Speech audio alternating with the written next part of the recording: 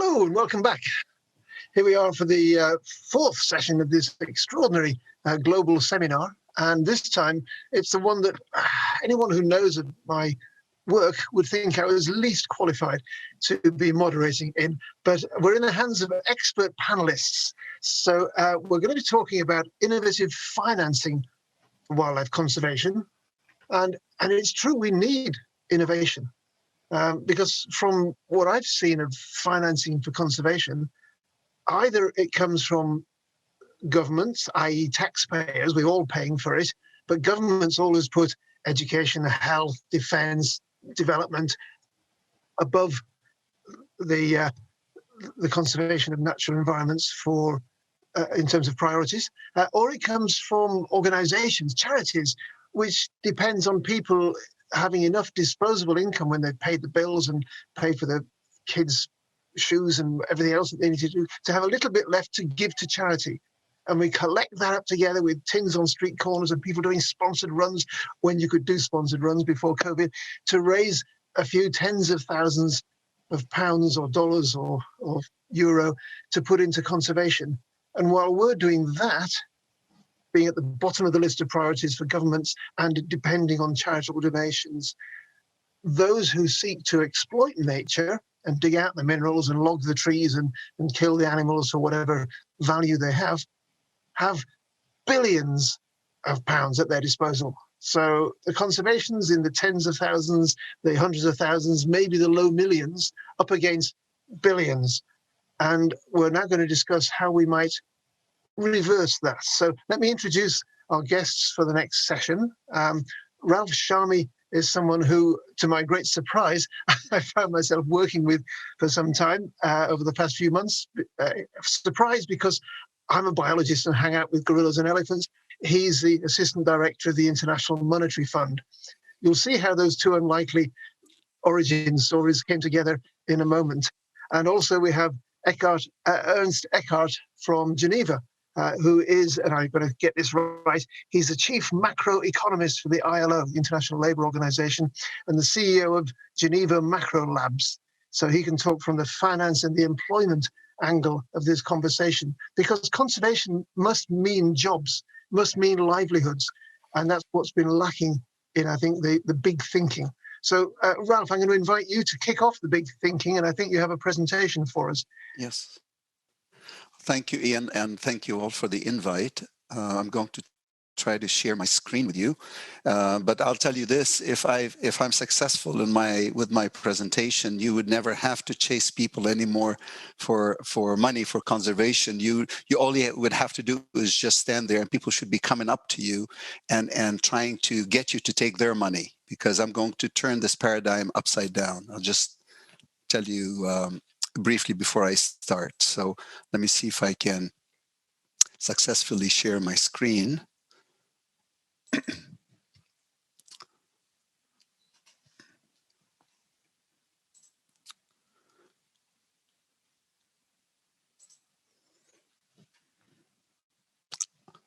Okay. Are you able to see it? Okay. All right. So Ian, what I would like to do is tell a story. I come from a tradition of storytellers.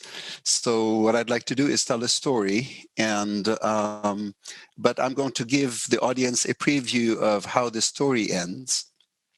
And I would like to claim that the ending is going to be a beautiful ending.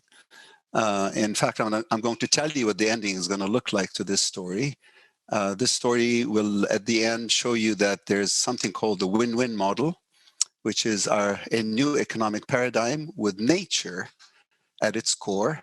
And with nature at its core, this new economic paradigm will produce economic prosperity that is sustainable and inclusive. And key to all of this is conservation. So conservation is going to ensure for us this vibrant nature that's going to deliver the economic prosperity that I claim that we will be able to do at the end of this story. So this is how the story ends, in case you need to leave right now, but hopefully you will stay, because I'm going to contrast that with the current story. The current story, the current paradigm in which we live in right now is what I call the win-lose proposition. the current paradigm, the current economic paradigm, if you like, is the one that has separated us from our natural world. And it's based on certain assumptions that we made that are not placed in reality, that nature is external to us.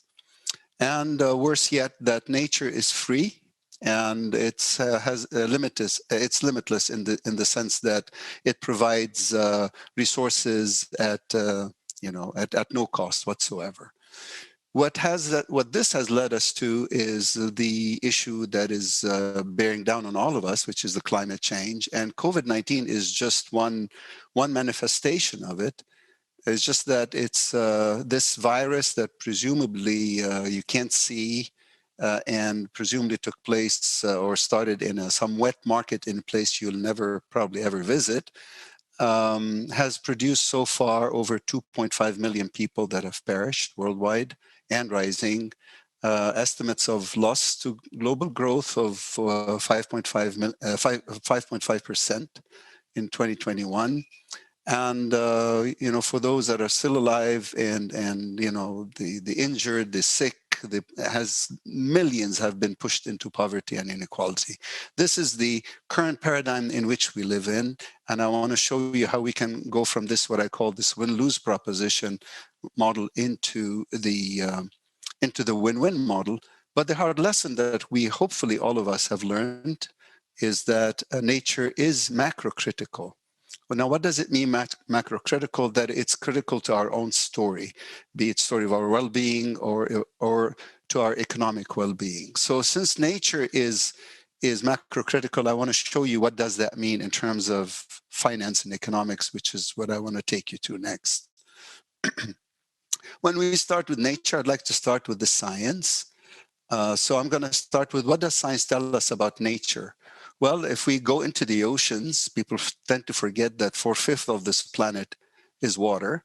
Oceans are the lungs of the planet, of Earth. And in the ocean lives these microscopic organisms called phytoplankton. And they do something really incredible. And they produce 50% of all of the oxygen, actually even more than that. And in return, they capture 30% of all the CO2 that's being emitted. So these they look like green for you in the diagram that I'm showing you. So when you think of these phytoplankton, they capturing 30% of CO2, you think, well, how much is that? Well, that's equivalent to 4 Amazon forests per year. So imagine how much Amazon captures in terms of CO2. Multiply that by 4, you get how much is the phytoplankton capturing in terms of CO2 per year. So that's science telling us something about nature in the sea. Turns out that the story gets even quite more interesting. In these oceans, in these waters, live these magnificent beings called whales. And those whales turn out to be, again, the science tells us that the whales capture carbon on their body, equivalent on average, these are the great whales, on average about 33 tons of carbon dioxide, or 9 tons of carbon, if you like. And so that's directly on their body. And these are very heavy creatures. So when they die, they're negatively buoyant. So they sink to the bottom of the ocean. And because the carbon is at the bottom of the ocean, does not interact with the air, so it doesn't become CO2. And it stays there for a very, very, very long time. Also, they do something very interesting. These great whales, they baleen whales, they don't have teeth for the most part. And so they feed on something very, very small called krill. So the whales feed on krill. The krill likes to eat phytoplankton, which are the lungs of the planet, if you like.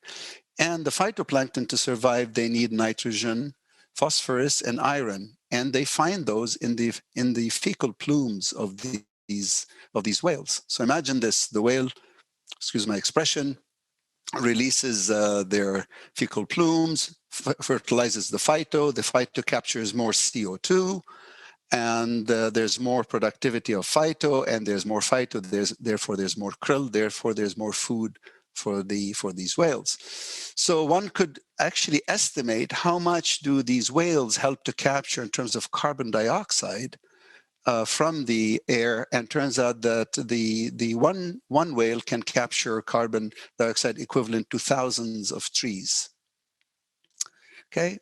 if you want to go on land in the forests of Africa, this is very recent science, the 2019, Fabio Berzaghi and colleagues published a paper showing that forest elephants of Africa, in their normal grazing and moving around in the forest, help to sequester carbon in the forests. They increase the ability of forests to sequester carbon by 7%. Imagine that, okay? So again, this is the science telling us how valuable is nature to us. If you would like to talk about, not elephants or, the keystone species, also non-cetacean salt marshes also help to capture carbon. One hectare of salt marsh can capture up to 5 metric tons of CO2 per year. So what this tells us is that biodiversity is very valuable. A living whale, a living elephant, a living forest, living salt marsh. The lesson here is a living nature is valuable to us, to our well-being, and also valuable to us in terms of our economic system. And the key to all of this is conservation, because conservation is what allows us to deliver a living and vibrant nature. Now, here's a statement from Mark Carney, who was the ex-governor of the Bank of England and Central Bank of Canada, recently said, well, it seems that the price of everything is becoming the value of everything. The price of everything is becoming the value. So if you have something that's valuable, it should have a price, a positive price. But here's the puzzle. The price of carbon services by a living whale is currently zero. Meaning, if a tanker today were to hit a whale, there's no penalty. The whale just dies or gets skewered on the bow of the ship as it sails into the port. But once the whale is dead, it's worth, sold in countries where they still eat whale meat, between 40,000 and 80,000, depending on the size of the whale. So how is it that this whale that is so valuable in terms of how much carbon it captures indirectly or directly on its body, has a price of zero when it's alive, and it's only valued when it's dead? Same thing goes for the elephant. Price of carbon service by a living elephant is currently zero, meaning we do not value in the market the work of the elephant, the forest elephant in Africa, that is helping to sequester carbon in the trees. Yet when the elephant is killed and poached and their tusks removed and sold, the dead elephant fetches about 40,000. So what's missing? What's missing here? Well, what we really need in order to understand what's missing is this change in paradigm. What I call it is this moving away from viewing nature from an extractive point of view, meaning we only value the elephant when it's dead, we only value the whale when it's dead, we only value the forest when we cut it down for timber, to a regenerative nature, meaning if nature is alive and well, nature can produce so much more benefits to us. And that's what I want to prove to you. And so by allowing the whales to live, by allowing the elephants to live, and the forests and nature to be vibrant, I claim that we would be actually delivering on sustainable and inclusive prosperity.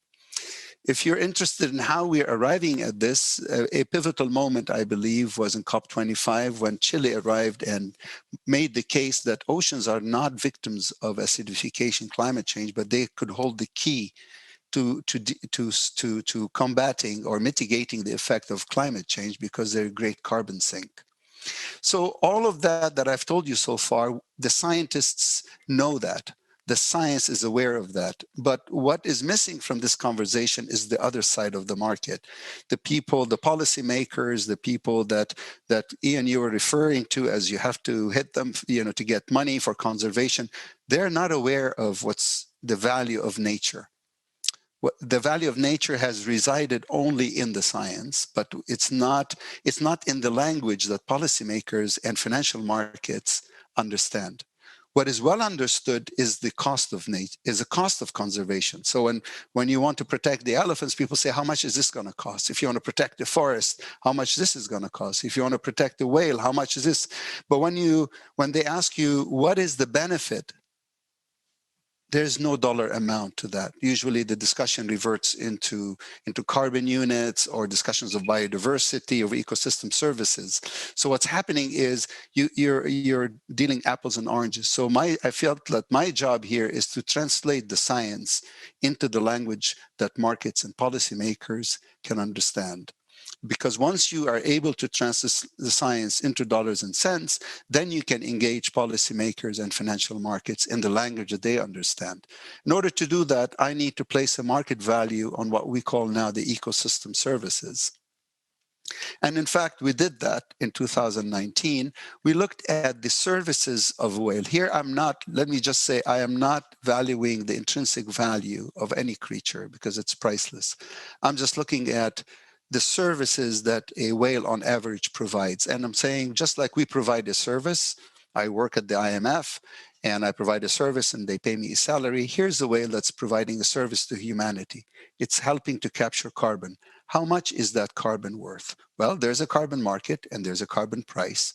We can figure out how much tonnage of carbon dioxide is being kept out of the atmosphere due to the work of the whale. We look at other things that the whale does. When science tells us when there are more whales, it turns out to be there's more krill and there's more fish.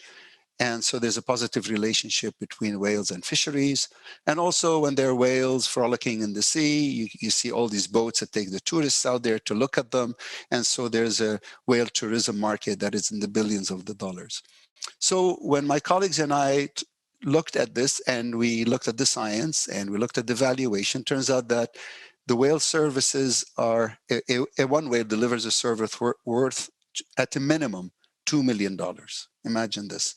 So I want you to contrast this with what I just showed you before. A dead whale fetches $40,000 or zero price right now. So versus a living whale could potentially produce for us $2 million in benefit.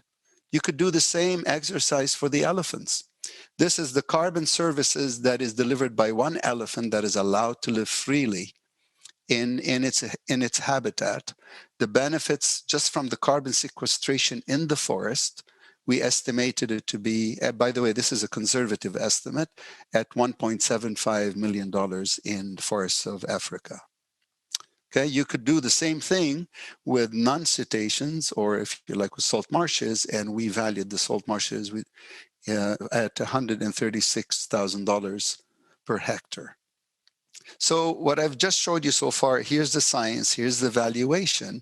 So what are we really talking about? We're really talking about new source of wealth. This is not about an existing wealth. This is something we've always had. We've never really, because we assumed it's always there and it's infinite, we never really took the time to actually look at the value of it. And it turns out that it's an incredible source of wealth to us. Okay, but knowing all of this is not enough because nature is still under threat. And that's one reason for why we're all getting together at this important event, is to say, well, nature is under threat, elephants, whales, all aspects of nature under threat, all species are under threat, and we have to do something about it. In order to do something about it, is not enough to have the science. You have to have the science because you have to be grounded there.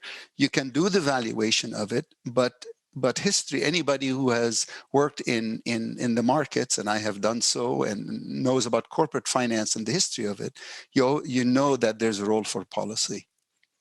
Policy is what allows you to take all that valuation and convert it into value, into asset.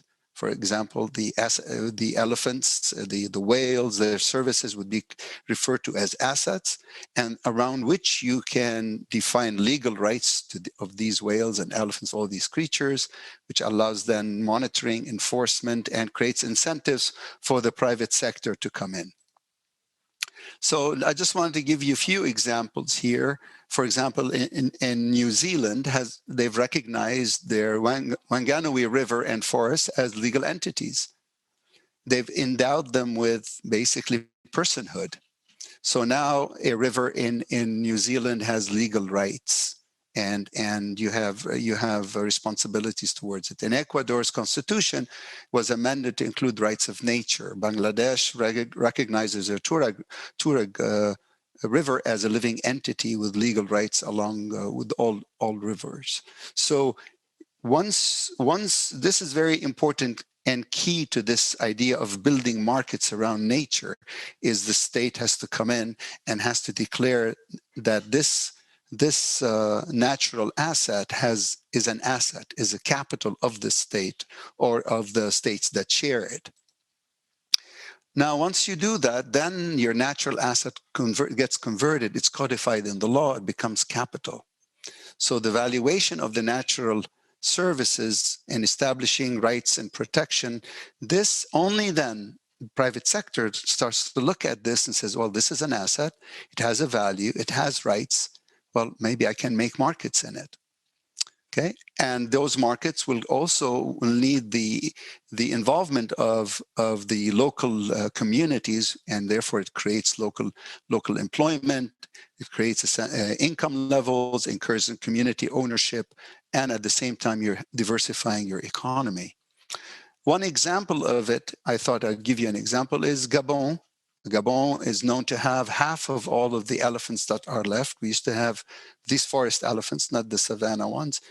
We used to have over 1 million, and now we're down to about 90,000. Half of them are in Gabon. What one could look at, for example, the Luango National Forest. Let's say it has 1,500 elephants spread over the 150,000 hectares. Well, what's the value of the natural capital, just of the elephants alone?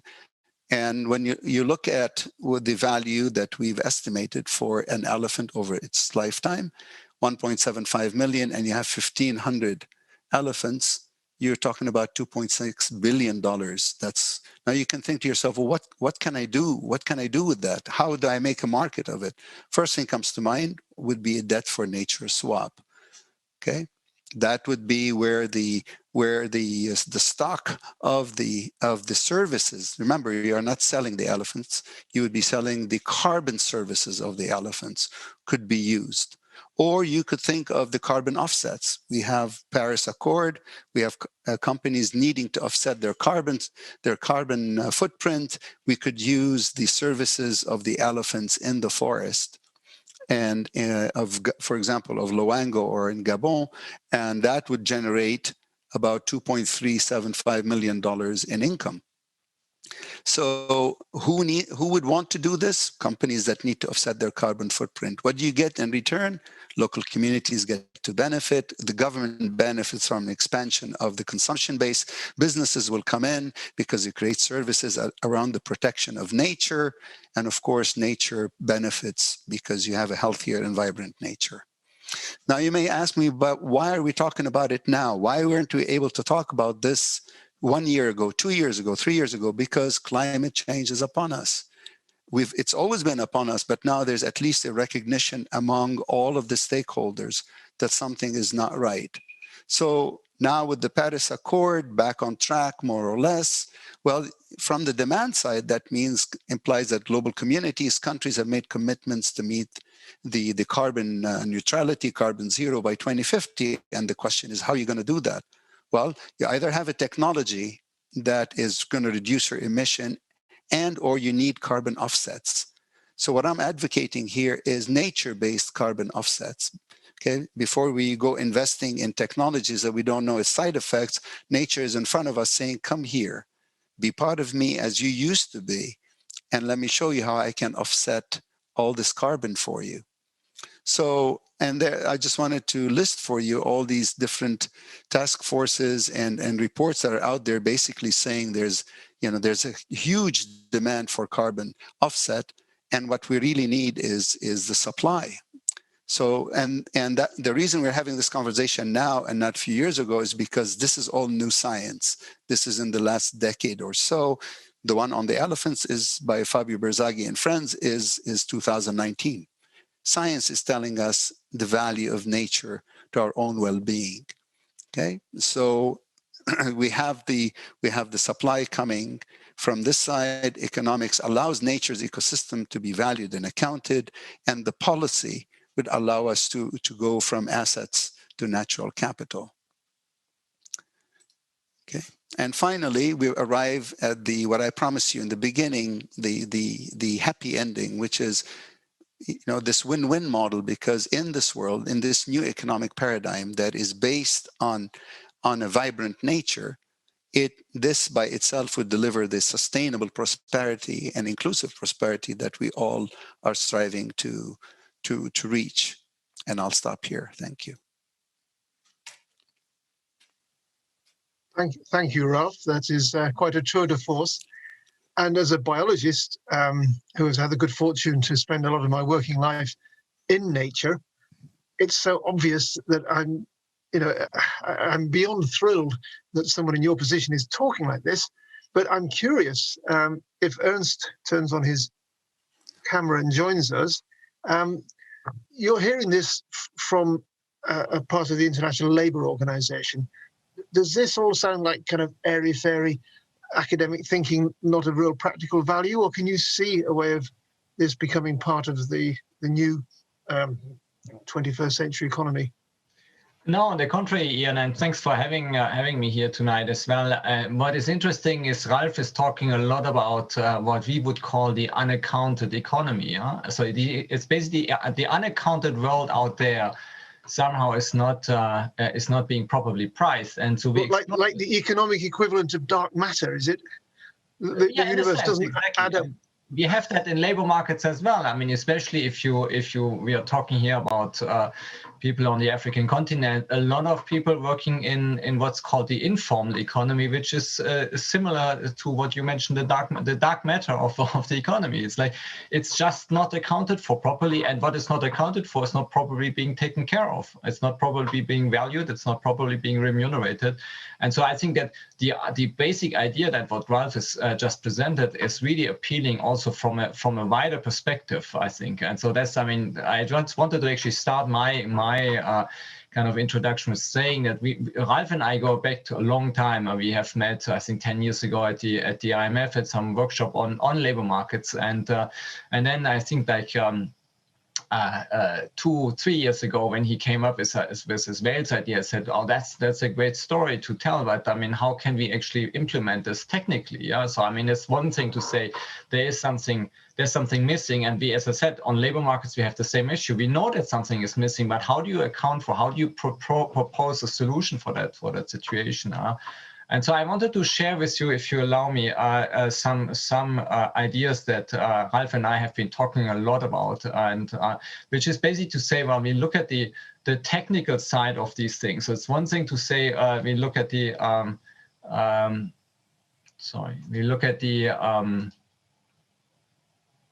the fact that something is missing, but the other thing is how do you actually implement this concretely? And so I share with you some of the discussion that we had after he presented his Wales idea 2019 in a conference that I had the pleasure to organize together with my little think tank here in Geneva Macrolabs at the UN in Geneva. And we called it Blockchain for Impact. So what I think for most of you, you might have heard blockchain already, and especially when it comes to Bitcoin and cryptocurrencies, and it looks really something kind of fancy financial market, fintech idea that somehow is causing a lot of trouble to a lot of people. But actually, what's interesting about this, there's a technology behind that would actually allow us to put together a solution, a technical solution to creating this market that Ralph was describing about. So I think that what I wanted to show you in the next like 5 minutes or so is to talk a bit about the idea of how do we make this happen? How do we turn this kind of great idea of accounting the unaccounted world for how do we make this technically happen? Maybe just before I do that, a quick word about myself. So I'm, as you mentioned, I'm an economist at the International Labour Organization, having been there for the last 12 years already. And 4 years ago actually already, I founded together with some friends here in Geneva, this think tank Geneva Macrolabs as an association. And the idea of this association is really to bring together different stakeholders in Geneva and globally, if you want, to kind of talk exactly about this discussion that we have tonight, which is to say that we want to bring together thinkers, doers, financial investors, and basically the whole community that cares about our planet, that cares about solutions to make this planet sustainable and living world. And so I think that we're trying to kind of really make concrete ideas, concrete solutions to some of the problems that we face. And I mean, labor markets obviously one thing, but the climate change debate that we are having, which is always very much at the top level, and never kind of really breaks it down at the concrete at the bottom, really kind of trying to make this happen. So when we started this conference 3 years ago, we actually discussed exactly this type of idea. So how do you actually use some of these new technologies for sustainability issues? And so what is really important is, I think this, I mean, I've tried to break this down here, what I call the natural capital production cycle, obviously production in parentheses, because it's not the production in a traditional economic sense, but rather in valuing natural capital sense. And so what you really need to first to do is to identify what you actually have. And I think that's what Ralph said, is the new science actually gives us an idea of what we actually have. We know, kind of intuitively know what we have. We know we have the grain forest, we have the animals, the elephants, the whales, etc. But we actually don't know what kind of services does nature bring to us. And I think that's the first thing we need to do. Then the second point, really important as well, is we need to trace it. We need to trace what we have. It's sometimes with animals it's relatively easy, but with some other even with the biodiversity as such, it's actually quite complicated to trace it and to be able to continuously take stock of what we have. The third step is invest, which means to basically to maintain what we have, to keep it alive, not to kind of use it up. And I think that the invest and conserve part, if you want, is very similar. But invest means basically you actually need to have somebody who pays for this. It's one thing to say I have an interest, as you said yourself at the beginning. It's one thing to say I have this intrinsic interest to conserve what I have. But somebody needs to pay for this. Somebody needs to pay for maintaining the system, and even if it's just about protection. I mean, paying the rangers that protect the elephants it costs you money. So the question is, how do you bring this investment cycle into the picture? And then conservation is relatively straightforward. And then I think the last step is really to say, well, once I have that, I want to grow it. I mean, Ralph mentioned that we are only having our stock of 90,000 elephants in comparison to 1 million and maybe like 20, 30 years ago. So how can we go back to that situation? How can we grow back the stock of elephants? How can we grow back the stock of whales, or the stock of mangroves, the stock of rainforest, etc.? How can we do that? And I think that this is where I would see, this is my kind of take on this cycle. And I would my argument is, I'm saying that for each of these 5 different steps, there is now actually a technological solution to make this happen. The one thing is to say, well, we identify a market niche, or we identify a way to bring this together, but you need to have the technology. And exactly as was Ralph was mentioning before about the identification of the services of natural capital, we now have a technology for the other 4 elements as well. And I'll show you what I mean. So as I said, I mean, the identification actually beyond beyond the science behind it, to identify how much an elephant contributes, for instance, to CO2 extraction. You also need to identify these animals. So now we have the technology, we have the drones, we have the satellite images, we have artificial intelligence that help us to better identify it. What we do need for that is an external audit somehow, and I think that's where you guys come in. Say, we'll need some institution, credible international global institutions, NGOs, that actually produce this type of external audit using this type of technology to identify the amount of biodiversity, the amount of natural capital that you have. Once you have that, you can actually it's a simple spreadsheet, if you want. You put it on an Excel spreadsheet. You said, this is what I have. This is kind of how many elephants, how many whales, how big my the square feet of or square hectares of mangroves and rainforest, etc. Once you have that, you can put it on a blockchain. A blockchain is simply what I call a digital ledger. In other words, it's an Excel sheet that you can share with others. Now, in contrast to like, let's say, a cryptocurrency also, which needs a lot of kind of validation, etc., because it's tracked and transacted in an open system, you don't need to have that kind of complicated system for such an approach, because you know what you want to trade. You don't want to create new digital currencies. You want to be able to exchange. You want to be able to identify and exchange the information that you have about the natural capital that you have.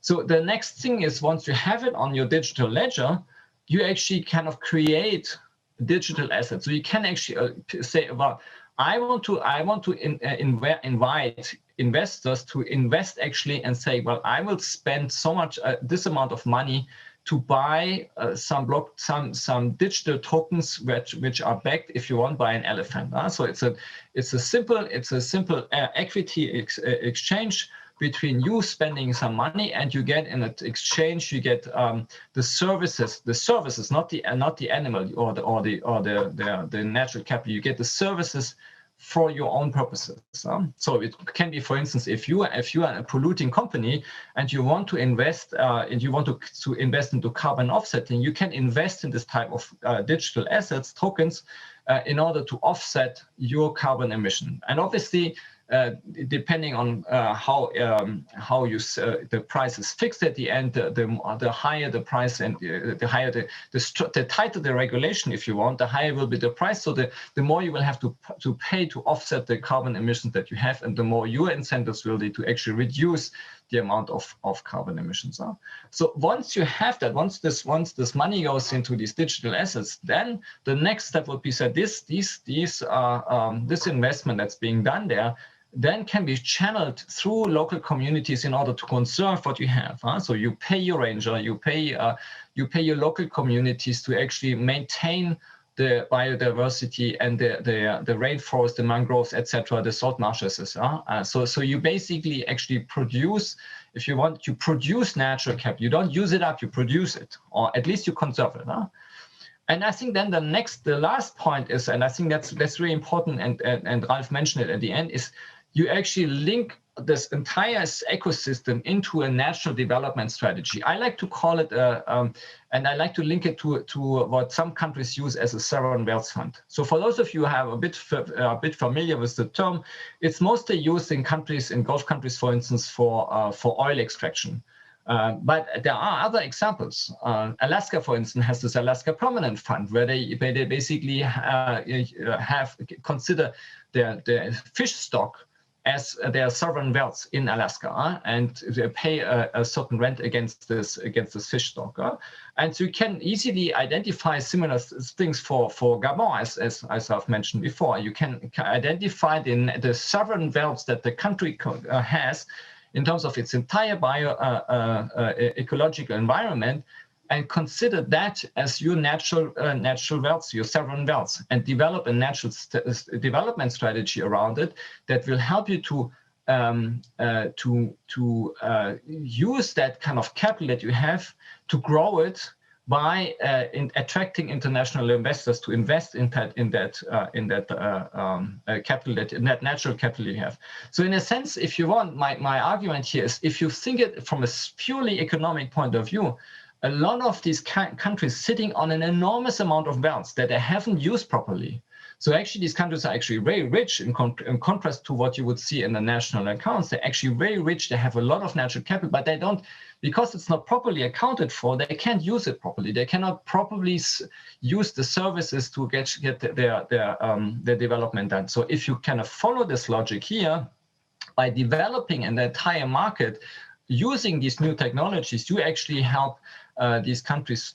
You help these countries to grow, to develop themselves, but you also help them to maintain what they have in terms of their natural capital and even to grow it further. So we have developed some of these ideas in the solutions paper that came out of that conference I mentioned before, and I'm really inviting you to kind of check this out on our website. And obviously, if you're interested in collaborating with us on as a follow-up to this discussion tonight, I'm really happy if you would kind of connect with us on some of these social media. We are really happy, always trying to engage. And actually, one of the things that we are currently developing together with Ralph and some of the community here is exactly on how to develop this entire ecosystem for blue whale. So I really invite all of you to connect with us and see to what extent we can make this happen together.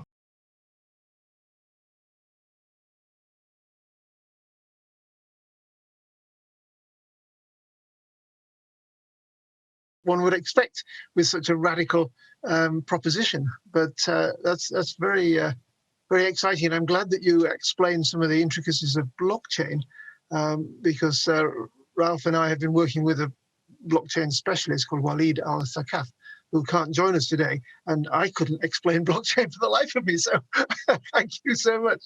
We have an interesting, not a question, but a comment from Iona Harris, who says that as you talking about the hidden labor, the dark matter of the economy, she says it is like the labor of women worldwide, who do the farming and the housework and rear the kids, essential to the economy, but not accounted for in GDP because they stay at home. Exactly. And Indeed. Somehow nature is a bit like that. Mother Nature, you see, it all adds up. You don't value it. Indeed, and worse yet, just like we did with the women that and the unfortunate people that we've taken for granted, we've done the same thing with the whales and with the elephants, and part of it is also ignorance. I mean, the science wasn't there; we didn't know that, but now there is no excuse. The science is saying, here's what whales can do for you. Here's what elephants can do for you, and I'm sure this is just. This is just the tip of the magnificence and the beauty of nature.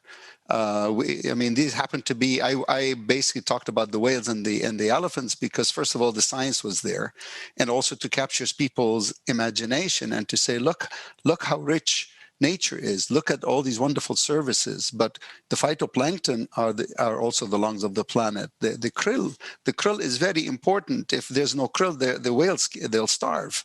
And when there's more krill, there's more fish. So these are the ecosystem. This is the value of biodiversity. But for the longest time, that value, something is Ian, I mean, there's something is wrong in our own profession as economists, is that how can something that is valuable have a price of zero?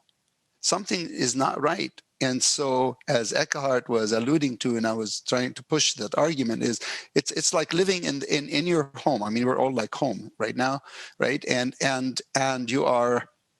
Well, you happen to be in the jungle. There's a beautiful picture of the elephant behind you, but I'm at home, and this is my house, and this roof. It's winter here, and it's cold outside, and the roof keeps the rain and the snow, protects me, and the walls of my house keep the wind out. And yet, the view in the economic view of this is an external to me, but this is nature is in the house in which we live. It's part and parcel of who we are. How can it be external to us? So we need, and if you don't take care of it, as Ekkehard was saying, if you don't invest, if I don't take care of the roof and the upkeep of the house, pretty soon the roof will leak, and the walls would be, will not be able to keep the wind out. So this is what we've done. We've taken from nature. Worse yet. And that's, by the way, we've taken from nature because we only value things that are dead. We only value the whale when it's dead, the elephant when it's dead. This paradigm is upside down. It's saying, no, a living nature is far more valuable. And so what blockchain does, and what I was saying is this technology and the presence of demand and the demand for carbon sequestration and the supply now of these natural assets, along with the technology, can deliver prosperity to us. And it's a new prosperity, so everybody gets to win. That's why we call it win-win. It's curious that two of the most important words in the English language, ecology and economy, have the same root at the beginning, our home. And you remember the old political slogan, "It's the economy, stupid." Kept asking people just to cross out the N and put in ecology. It's the ecology, stupid. However, we've got to be more tactful in our approach to this. I just had a question from Ade, one of the organizers of the conference. A question for you, Ralph. Have any African countries adopted this new concept into their national policies yet? The answer is we are hoping to. I mean, this is the work that I'm doing with Ian and Walid Sakaf and over 60 volunteers. We're hoping to do this proof of concept in Gabon, where we've started discussions with the Minister of the Environment, who's a scientist in his own right, Mr. Lee White. And the hope is to basically showcase how you can create a market around the elephants in Gabon, and basically showcase how all that natural beauty and natural wealth that the country has can actually deliver wealth to the country. Something that Ekkehard said, which I wanted to come back to, which is people don't realize that this paradigm says for every country in Africa and outside of Africa is how valuable is and how rich they are. They don't even know what they have, because I'm doing also this work, for example, with Chile. They have a very nice initiative called the Blue Boat Initiative, and there it's in the ocean of in Chile, in the Gulf of Corcovado, where they're also trying to protect the whales, and the idea is to protect their ocean and value their ocean life. So imagine all these countries, and they're going to look in their backyard and say, "What do I have here? I have forests, I have elephants, I have mangrove, seagrass, salt marsh." And so what you're really doing here, two things. You're valuing natural capital, but you're also linking it to the climate crisis. This work bridges the two together, you see, because people either talk about value, about natural capital, or they talk about climate change. What this work does brings the two together and says, valuing your natural capital empowers that capital and the owners of it to be able to combat climate change in an effective way. And that ties in nicely with the question we just had. But I should point out that many African countries have coastlines, and Gabon has migratory whales coming up and down the coast of Africa, down to Angola and Namibia. So many countries need to sit up and take notice of this. But on that topic, Chip Cummins asks a question saying, in terms of the value of nature, whales, elephants, salt marshes, etc., and connecting to that 2012 IUCN Rights of Nature, how do we combine the REDD, RED, reduced emissions from deforestation and forest degradation, carbon sequestration strategies mentioned earlier, with the blockchain, cryptocurrencies, and the emerging awareness at corporate company levels across global financial markets? It feels like we're constantly dancing around these things, and I hear them talked about. I've been hearing them in big UN gatherings for decades even. The payment for ecosystem services, it's coming. Is it here? Let me just say, and then I'll yield the floor to Ekkehard. Indeed, the initiative, I would invite the person who asked the question to look at Rebalance.earth. And that's the initiative that, in fact, heralds the role of blockchain technology in bringing REDD plus and transparency and better governance and all that stuff, brings it all together. So when I said, why are we talking about this now? Because the science is new, the demand for doing something and the awareness is global now, from the investors, from the consumers, from the governments, from the businesses, right? And the technology is there. Blockchain technology, as Ekkehard eloquently put, provides this transparent system, this accountability, because that's what we did not have before. You have satellites, you have drones, all these technologies are coming together, allowing us to do things that we could never ever dream before. For example, if you tell me, how can we do this for the elephants? Right, and that's a discussion I've had with you, Ian and Walid, is, well, because the blockchain, first of all, we need a technology that allows us to track these elephants that are helping to sequester carbon, a non-intrusive technology, because the value of the elephant here, or the service, is as long as the elephant is happy, vibrant, living its life fully, engaging with the forest, with all of that it has in life. Okay, so you need the technology that is non-intrusive to identify that elephant and link it to the carbon services that it's providing. You need the blockchain technology to assure the investor that the investment, the money that they're paying to offset their carbon footprint is going to the right elephant, there's no double counting, and more importantly, that the communities that live around those forests and elephants are getting the resources that they're promised, unhindered by middle people or anything of the sort. I'll stop here. Ekkehard. It occurs to me that the sensors that monitor the elephants and say, yes, he or she is alive and well, are a bit like, from the ILO point of view, the card where you clock on to work in the morning and then clock off as you leave. So the sensors that tell us that the elephant is definitely clocked on, working in the forest each day. Ekkehard, do pick up on that. Yeah, no, I agree. I mean, I think as Ralph said himself, and I insisted on that point as well, I think the technology is there. I think that the issue is not kind of prying. I mean, and maybe it's only very recent that we have the technology. We definitely do have it. The problem is more that on the legal side, and I think Ralph mentioned this as well, is we need this legal innovation to actually link the right on these assets to in a proper market. And I think that's where we are missing out for the moment. The whole discussion about addressing climate change is too much top level in advanced economies, mostly about how to regulate companies, etc. But here we actually have a possibility to create a new market. And what I like with Walid's initiative as well is that you actually, if you can show that this works, if you can show that there is actually a market to be created, I think that would be a powerful case for policymakers at the international level to say, well, we actually want to support this initiative and we want to kind of really bring together different stakeholders here in order to make this happen.